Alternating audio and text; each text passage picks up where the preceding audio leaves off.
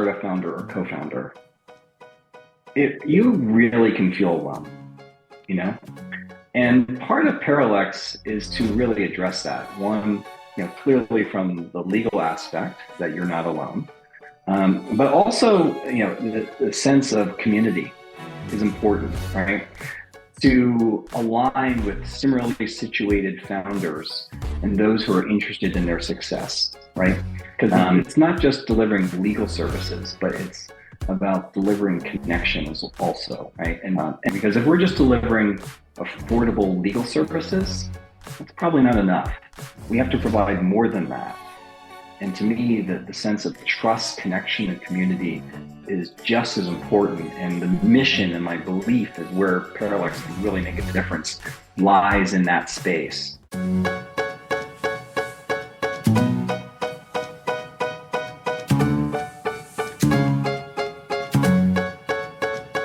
I'm here today with Stephen Candelmo, the CEO of Paralex, which is an AI startup that's looking to change the legal industry. Stephen is a lawyer himself. He ran a law firm for 15 years, and we're going to hear from him today on why the legal industry is ready to be reshaped by AI. Stephen, did I get that introduction right?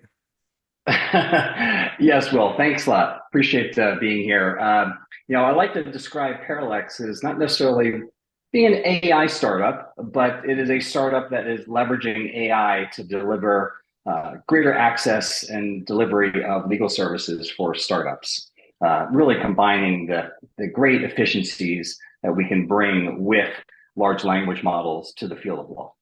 Okay, all right, that's very interesting. So maybe you could go into some more detail. What is Paralex all about? How does well, first of all, who's the audience for Paralex? Yeah, I mean, the audience is startups. I have been a corporate lawyer working with startups for 28 years. I charge $750 an hour.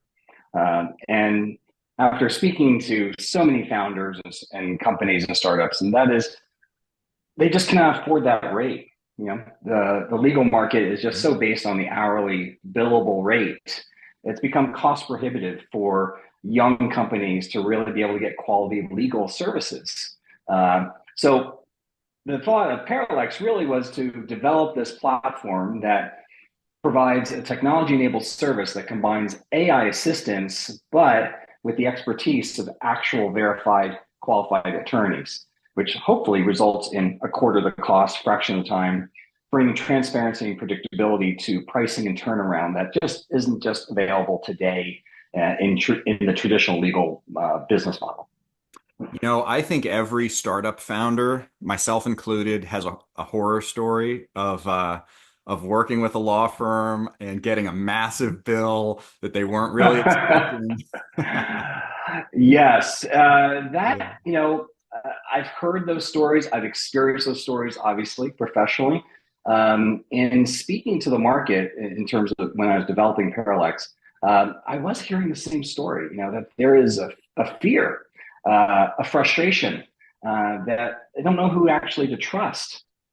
And that to me was just an inherent problem, right? Because we are here as lawyers to hopefully, enable these young companies to success. And if there's something wrong within how we conduct our business that is actually providing disincentives to actually reach out and speak to a lawyer, which then places just a higher risk on the viability of their young company, especially when they're starting out. It seems like we've just been doing a disservice to this community. And I really wanted to bring a change to that because, as small businesses, startups, they're really the economic backbone and place of innovation for this country. And the traditional legal business model just does not really align with their needs. So yes, the fact that I've got clients that are afraid to speak to me because, oh my God, it's going to be a couple $100, and then before you know it, someone else is working on my project and I'm getting this bill. I thought this was pretty straightforward, and I'm getting charged by a tenth of an hour. That can really be frustrating. And yeah. I think that's a real problem that needs to be addressed. I agree completely. I mean, I remember my first company, I did a seed stage round for it, and we met with a lawyer, and we needed to. We had this was back Yeah. when peer-to-peer fundraising was a brand new thing.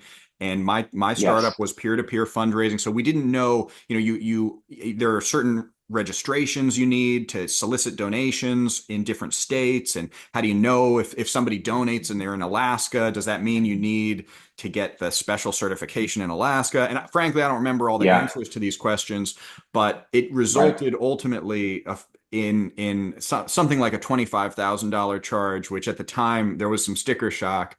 And now we did get good legal work. It wasn't, but I think that what you're talking about with Paralex does ring true. I think there is a need for more either transparency or maybe just a different process. Because I mean, I really like the idea that the hourly model simply doesn't fit for certain types of companies like startups. So let's walk through this. If you are a startup and do you need to have some idea of what types of legal documents you need? And then you use Paralex, and Paralex produces the documents kind of in draft form. And then you take those, but then Paralex also has actual lawyers ready to personalize them and vet them. And is that essentially what we're talking about? I mean, pretty much. I mean, what we're trying to do with Parallax is, somewhat help automate the upfront work that is necessary in terms of, for example, as you mentioned, like drafting legal documents. So instead of calling me or emailing me back and forth and so forth, you can actually speak to, a trained AI agent that will have a conversation with you to understand what you're looking for. And then based off of that, it makes a recommendation uh, as to the type of contract that you would need. You look at that contract. There's then a presentation of a fixed price for that contract, which then includes a collaboration review by an actual attorney. And then our system is able to modify and customize that contract template for your review and further modification. And when you're ready, you're able to send it into the platform for a Paralex attorney to be able to review it, answering your questions, and hopefully give you the peace of mind that you're just not getting when you're doing it by yourself. So we're doing it a little differently. I think from my perspective is we're somewhat putting these amazing advancements in legal tech and putting somewhat them in the hands of the client to help do that upfront work. Paralex is a derivative of really paralegal, Mhm. right? To assist these matters and leaving the high value, the experience and expertise work to an actual licensed attorney, right?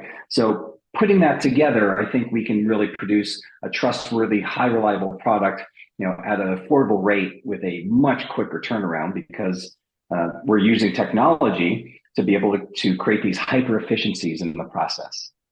Okay, so that's really interesting. So there was at least one step that I wasn't aware of. So you actually have an AI. I don't know if you used the word chatbot. Maybe you didn't use that word. Agent. Agent. Okay, Yes. okay. Yeah, I thought you used a Yes, better word that's than I right. did. Okay, so use an Yes. AI agent to converse with the person. So I don't really need to have specialized knowledge of the documents that I'm requesting yet. I need to be able to speak to the agent. The agent then helps figure out, okay, these are the types of legal documents or the type of legal work that you need produced. And then based on that, Paralex is able to produce these drafts. Exactly. And the drafts are not they're not whole cloth from LLMs in the sense. They're based off of attorney vetted templates. In some ways, Parallax really began with the question of how do I scale myself? And what do I do as an attorney, right? So, as I just described, the thing, if you'd be coming to me, Will, as we have previously discussed, I would either meet with you or talk with you, right? I'm parsing out what you're saying, summarizing what you're saying. Then I'm then saying, okay, this is what you need. And then, the dirty little secret is that attorneys work off of templates, right? Precedent.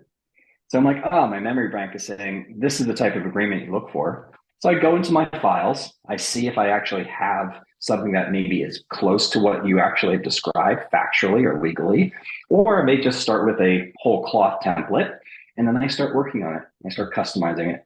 And then what do? I then send you the draft via email. Then you take a look at it. It's like, oh, I think it's pretty close, but here's a different change. You email it back to me. And then I'm like, okay, I'll do these next changes, do some redlining. I send it back to you. Oh, that's pretty close. I want to have a question. I have a question I want to go over with you, Stefan. Okay, let's get on the phone, right? Or let's do a Zoom chat. So we get on the phone, then maybe I take what you said, do the final tweaks, and now we're good. And I send you the agreement. There's a lot of friction in there, right? There's Yeah. a lot of friction in terms of using multiple communication tools. But the fundamental aspect is that what I described, what Paralex is doing, is somewhat what I, as an attorney who's been practicing for 28, 29 years, is doing behind the scenes in an analog basis, right? Yeah. With not really this automation that's in place. And I think with technology today, we really then thereby can drastically cut that process down in terms of time. Yeah. And what does that result in? That results in me, as the attorney with 28 years of experience, being able to shrink that window of time where I really apply my expertise and my knowledge and be able to answer any questions that you have. It's more, the high value work that comes with practicing law. And since I can shrink my window of time, I then can probably be more predictable in terms of and be comfortable in actually giving you a fixed price for that shrunken window of time. Right. So when you combine it all together, we're able to produce, a great sense of reliability and transparency in terms of pricing up front. There's no more surprise bills of like getting the bill and seeing three different people looking at it and all these different time entries. You're like, wow, I didn't know this was going to cost me over $3,000. When if it was done really well and efficiently, probably should call you, probably 8x less than that, right? There's multiples of lost value that somehow is getting um, pushed to the wayside as a result of the process. Yeah. And I think that so Paralex is really a new, I think, an exciting way of how to access and deliver business legal services for companies that really need it. So It's very interesting. So, I mean, when you describe it like this, it sounds to me like this is the way law firms should evolve, really. Like it should be that they are looking for ways to, to minimize the amount of, I'll use a pejorative term, but busy work. They're minimizing the amount of time, minimizing the friction, as you put it, in the process, and then they can put their brain power behind the stuff that really matters. yeah, Do you think what's the biggest roadblock to this? What is where does the resistance come from? Because I assume there's going to be resistance somewhere, right? Is it consumers? Is it in other words, is it consumers that are nervous about working with a a new type of law firm, or is there resistance coming from the legal industry, or both? that's a great question. I think that uh, it's multifactorial, right? We certainly have the legal industry, which is slow to adopt any change, right?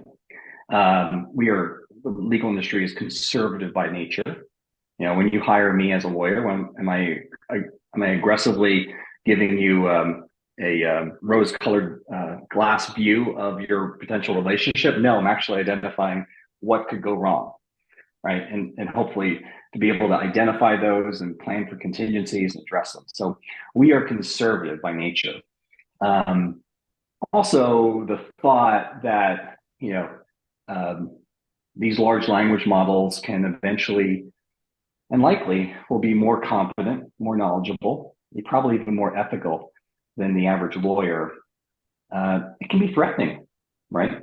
I'm a believer that this is not just the advent of email uh, or OCR technology or something to that effect that helps lawyers work better, faster, more efficiently. Mhm. This is transformative. And it's going to be those lawyers that actually adopt and using it comfortable are going to be the ones who are leading the way. Now, don't get me wrong. There are areas of the law that this is not applicable, right? I don't think robots will be in court. Okay. I think that there's some high specialties, bet the farm type of litigations, acquisition work, finance work, regulatory work that just needs to be in the hands of experienced lawyers, right? Yeah. But there is this work that is somewhat susceptible to being commoditized, that there's just parts of it that have all of these inefficiencies that are just then not getting, are not getting passed on to the client in terms of value. So you've got this slow moving industry. You've got, regulatory and ethical issues in terms of confidentiality, conflicts of interest, the risk of hallucinations, as you probably have read over the past year. It's not the end of the legal industry by any means, but I think it's going to be dramatically a change. And then the third factor is just, look for the money. Where's the money? The legal industry, taking aside personal injury that does contingency work and so forth, I Mhm. really view it as this once in a lifetime moment where there are, it's like the old algebra equation. Like you've got a train leaving from New York City, traveling at X speed, and you've got another train traveling from San Francisco. Well, this one train, right? That's the train of the billable rate, which, since the 70s and 80s has created an enormous amount of wealth, right? Because it stands for this very straightforward proposition, and that is more time equals more money. Mhm. Then now you have this really fast train that seems to be advancing in an exponential way. And we're just going to call them, AI, large language models, however you want to characterize them. Um, and they are standing for the proposition that you can actually do the same work in less time. So less time equals less money, more time equals more money. And I believe that they're on the collision course. And there's going to be a reckoning in some areas of the law that you just won't need as many associates. You won't need as many paralegals. Okay. It's not going to dispel and take away, that practitioner who has 40 years of experience and relationships and nuance and emotional intelligence and so forth that makes that attorney special. But for things that we're talking about in terms of Paralex, these everyday contract matters, that it's just cost prohibitive to be able to be, sent off to, a big law firm where the partner is charging $1,500 an hour, and then you're going to push it to a 2-year associate who's charging $750 an hour. It doesn't make sense, right? Yeah. So we have that resistance on the legal side. In terms of the business side, you know, legal services are different in that there's a fiduciary relationship, there's a trusted relationship, and there's a high risk component to it, right? It's one thing to, use ChatGPT and you write a blog and yeah, it did well, but maybe it wasn't written in a way that drove enough traffic or had some viral components to it. Okay, we'll move on. With the legal area in terms of contracts, 80-20 or 90-10 just doesn't work, right? That 10% mistake can completely erase any value Yeah. and produce high levels of risk for that company.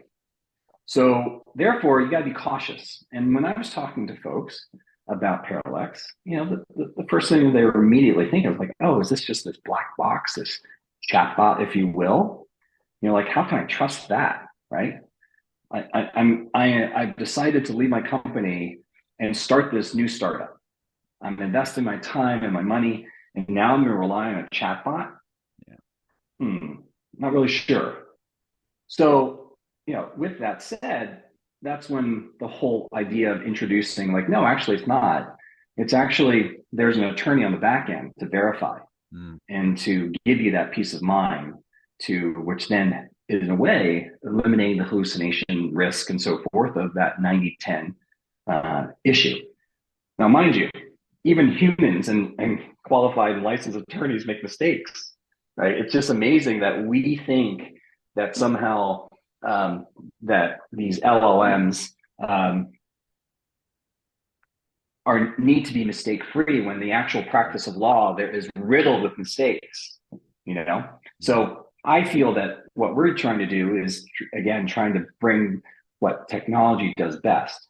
So we have this resistance of, oh, I don't want to just use AI for such an important thing, but I think that's why this attorney in the loop or human in the loop solution really addresses that. So these two camps, somewhat resistant, threat, the economics, resistant to change just by nature, and then you have these, the business group saying this is high stakes stuff.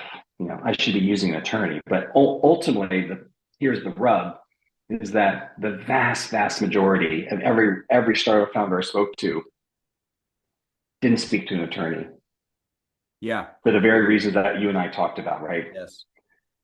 They can't afford it, they're fearful, Yeah. and they know they're putting themselves at risk. And to me, that's just not acceptable. It shouldn't be that way. There's got to be a better way. So Yeah. It's very long interesting. answer, but that's how I map it out. I know, I think that's very enlightening. It's also, it kind of reminds me of how when Google went off from doing search engines to doing Gmail. And, when with a search engine, you can have errors, you can have, the screen can go dark occasionally, a search result might disappear. Yeah. And then maybe it comes back an hour later. And that's all perfectly acceptable. Um, if you've got email, it's not acceptable for email to disappear or for email to send when it's not supposed to send or to, Right. so there's Right. there's a totally different standard, and they did have to deal with that. They had to go through some growing pains, and then they came out with a fantastic product with Gmail. And I mean, I think it's probably relied on more than yeah. I don't know what the market share is for it, but I think it's pretty darn high. Um, Yeah. Absolutely. I mean, it's yeah. just a different product, right? In a different use case with a different risk profile. Yeah. And the legal industry certainly is uh, reflects some of those same issues. So, to change the topic slightly, so you Yeah. ran a law firm, right? You were, I think you started a law firm, you ran a law firm for some years. Is that correct? I was actually, I was an attorney at a number of large national law firms, Yeah. about $3 billion worth of transactional experience for my belt, as well as my individual startup experiences. And then I have been in my own practice for, wow, 12, 13 years, Okay. representing the companies that I was representing at these big national law firms, but at half the price. So really understanding, specifically, you know, how to service clients, but there is a innate limitation on how many Yeah. there are of me, right? Yeah. So that then really led to the interesting question of like, oh, how could this be done differently? Yeah. So, So how do you like transitioning from running your own practice to running Paralex? Just from a I don't know, just from a enjoyment standpoint, a day-to-day standpoint, how different is this experience for you so far? well, one, I love the act of creating something out of nothing. I think that just there's something exhilarating about that in the whole startup experience, right? Um, I've experienced that before in a couple of my other startups as well that I was involved in. Parallax is different, in that as the service provided by Paralex affiliate attorneys. I'm one of the attorneys, right? So I'm still practicing, right? I'm practicing via this platform. So therefore, it's interesting from the standpoint of I am the user, right? Yeah. That's My fantastic. my experience with my clients are constantly, even when they're off platform, whether I'm doing a transaction or something like that, the question's like, oh wow, how could we do this differently? How could we do this faster? How we could do this more efficiently? From you know from the legal side as an attorney, from that perspective, like how can I actually be of more value? So I'm living it every day, which is then somewhat bringing an advantage toward product development, right? It's Yeah. it, as I mentioned, in terms of if people know about my bio, I started a company called Synapsify. It was a machine learning text analytics company way early in terms from a technology standpoint. I fell in love with the technology, and we're doing some really interesting stuff regarding voice of the customer and understanding large volumes of information and data in terms of text, whether it's social media monitoring, whether it's processing open-ended text surveys for large clients. But the thing is that I really never understood the problem. I was never a marketer, right? I didn't have 20 years of doing traditional methods of collecting surveys or understanding, what people are saying about my product or my company or my service via social media. I didn't have any of that experience, and I really didn't live it every single day to influence the product or the service. So as Synapsify ended, we did our best, but at the same time, we just couldn't get over that cross that that chasm, as they say. I always promised myself that if I was ever going to do anything again, it was going to be utilizing artificial intelligence, but in the area in which I really understood it and I lived it, and that was the law, particularly in terms of startups and business law. So when you ask me how is it different, it's somewhat not much different.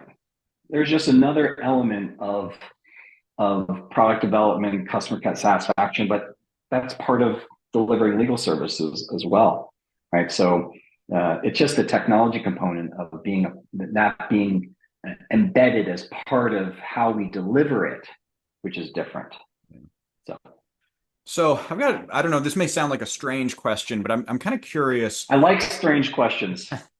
So some startups you think of as completely revolutionary, and you could never have thought of them in a million years, like Twitter, for example.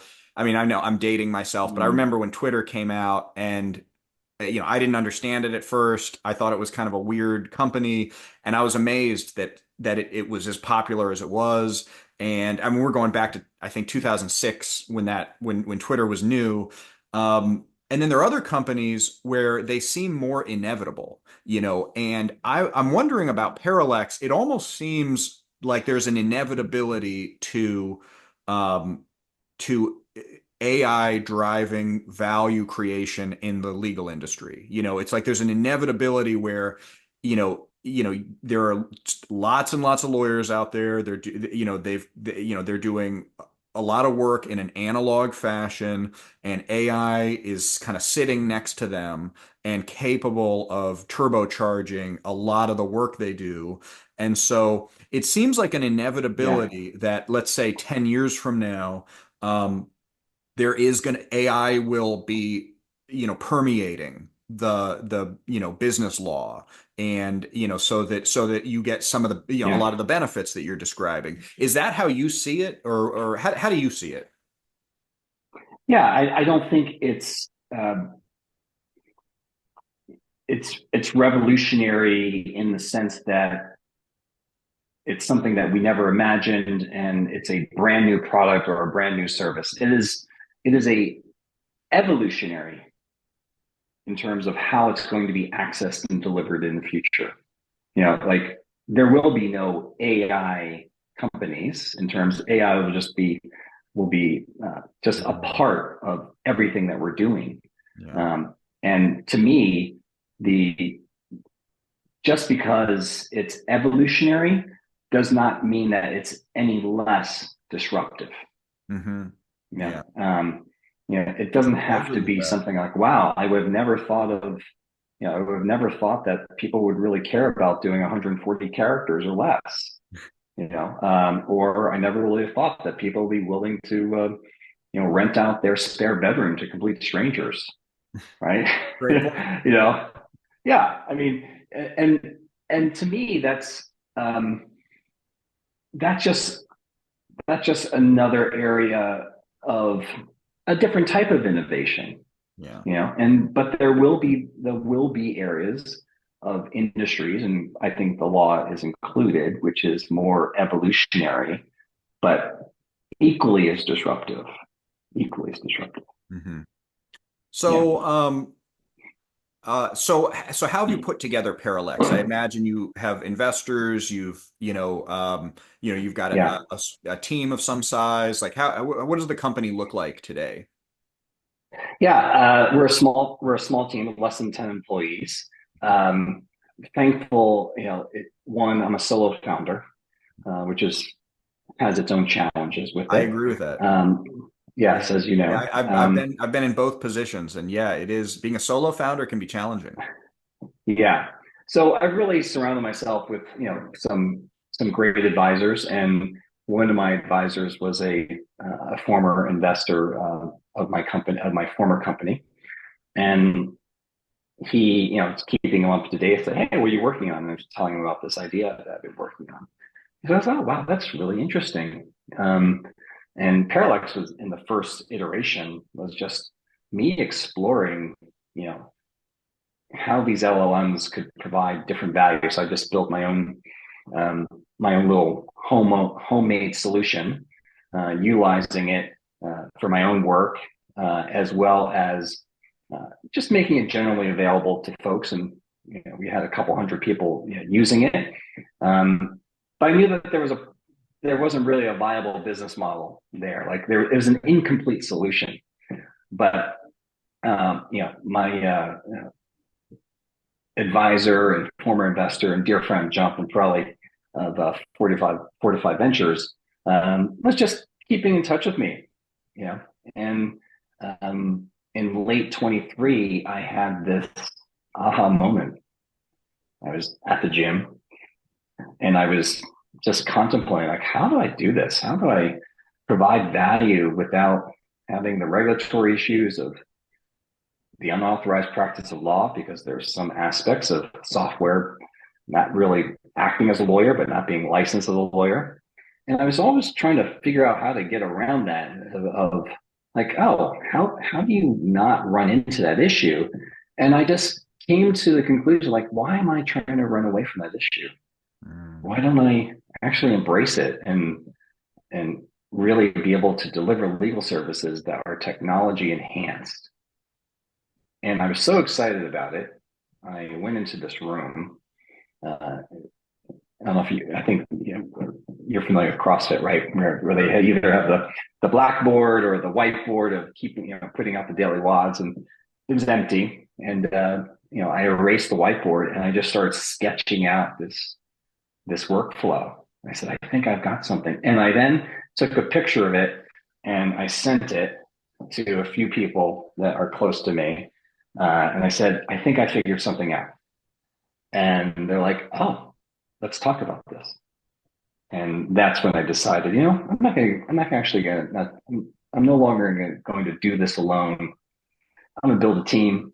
I'm going to raise some capital, and I'm going to see where this goes. And thankfully, I had some early supporters and believers, and we raised a small pre-seed round, early beginnings of a small team, and we're moving forward in an exciting way. So it's been Very good. cool. Very cool. Yeah, So I describe it as this. Uh, I described this just the other day. It's almost like we're on this, you remember the old fashioned roller coasters, Sure. and you get caught by the chain and just starts Yeah. taking you up on the incline, right? Yeah. Yeah. And I feel like we're just about to get over that crest, and things are really going to pick up speed. And that's where I think we are. So there's a little apprehension, but at the same time, excitement about it. So, the the evolution of Paralex is, I think, about to take another step forward. So, So you said something else that I want to latch onto. On these podcasts, I don't normally talk about fitness and health and all that, but that's something I've been meaning to talk to more founders and CEOs about because it's an important topic and it's something that many of us neglect. And but you look like a fit guy, and you mentioned CrossFit, and I'm curious, what do you do for your own staying in shape, staying fit? Do you have a fitness routine that you stick with? yeah, it's modified over the years. I'm not doing CrossFit really, because I couldn't really find a good box around me, and also I'm getting to the age where it's just hard to punish your body like that. CrossFit has Uh, the reputation of being pretty punishing on the body. yeah, yeah, but it was a really great experience, and it certainly gave me opportunities to you know expose how far I can push myself, which is fun. Okay. But in terms of my general fitness, I mean, I feel like it's both mental and physical. Like, um, I'm a big meditator. I think that's really has been important to my own grounding, and uh, being at a place mentally that is, uh, with some sense of clarity.